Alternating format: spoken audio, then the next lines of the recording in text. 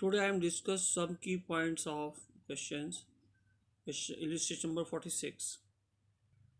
Students additional information may include in fixed asset was a piece of machinery costing rupees 70,000 on which depreciation charge was 40,000 and it was sold rupees 30,000 during the year. 1,40,000 depreciation was charged on fixed assets. तो ये adjustment already हम लोग कर चुके हैं. Let's see again.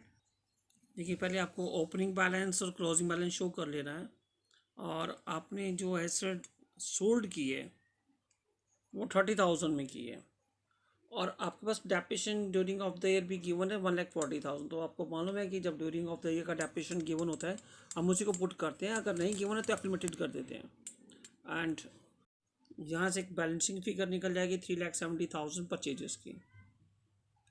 देखिए दूसरा point जो है share issue expenses 15,000 was incurred and return from the statement of profit and loss account. देखिए शेयर इशू एक्सपेंसेस आपने अब तक ऐसे किया था कि आपके पास ओपनिंग बैलेंस भी है क्लोजिंग बैलेंस भी है. उन दोनों का जो डिफरेंस है आप उसको ए एक्टिविटी में ऐड कर देते हैं. बट यहाँ पर एडिशनल इन्फॉर्मेशन है जस्ट लाइक एडजस्टमेंट. तो आप इसके दो साइड पे इसके इफेक्ट पड़ेंगे. फर्स्ट आप ए एक्टिविटी में आप इसको ऐड करेंगे 15,000 को और सी एक्टिविटी में इसको माइनस करेंगे. देखिए ए एक्टिविटी में हमने इसको ऐड किया एंड सी एक्टिविटी में इसको हम माइनस करेंगे. Now take another illustration number 47. देखिए यहाँ भी एडिशनल इन्फॉर्मेशन है मेरे पास. A new machinery was purchase. अब यहाँ में परचेज गिवन है तो अकाउंट जब हम बनाएंगे तो उसका डेप्रिसिएशन कैलकुलेट हम लोग उस अकाउंट से कर सकते हैं. और सेकेंड है non current investment costing 25,000 sold at A loss 3,000. तो इसकी सोल्ड वैल्यू क्या आएगी 25,000 माइनस 3,000 22,000 आपकी सोल्ड वैल्यू आ जाएगी. अगर ये प्रॉफिट में होगा तो आप कॉस्ट में प्रॉफिट ऐड कर 28,000 को शो करेंगे. अभी इस क्वेश्चन में हमारे पास लॉस है तो हम लॉस माइनस करेंगे और सेल वैल्यू निकल जाएगी 22,000. देखिए फिक्स एसेट का ओपनिंग बैलेंस भी है और क्लोजिंग बैलेंस भी है और ये परचेज हमें यहाँ गिवन दी. तो हम इन दोनों को ऐड करके क्लोजिंग से कंपेयर करेंगे तो depreciation during of the year हमारे पास बैलेंसिंग फिगर आ जाएगी 15,000.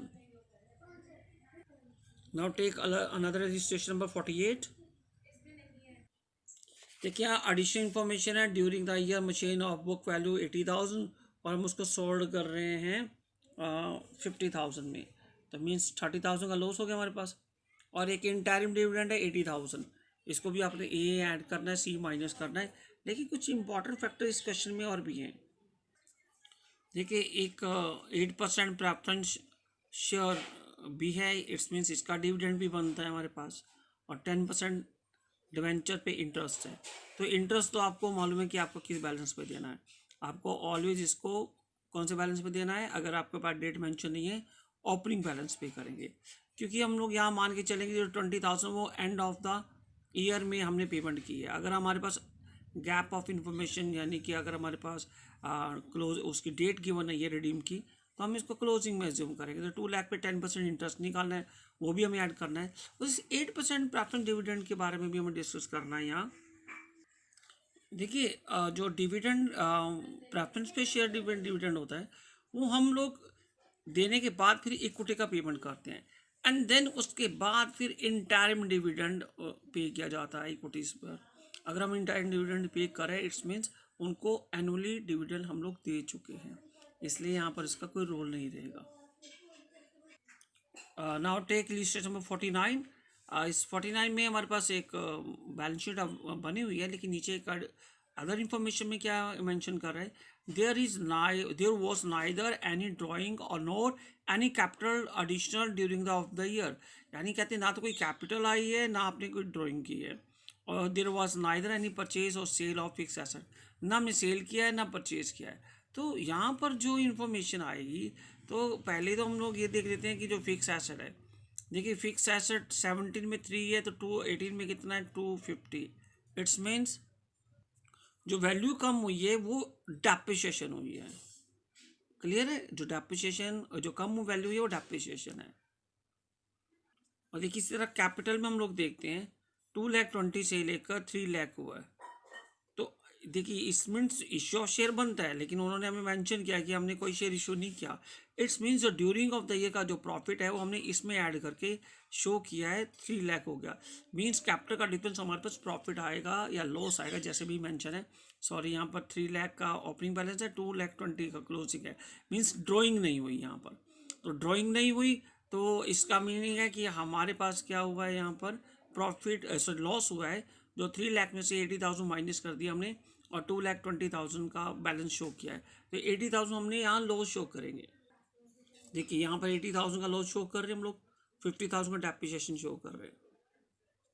और यहाँ पर हम देखिए cash flow from investing activity में हमारे पास कुछ नहीं है, नील है।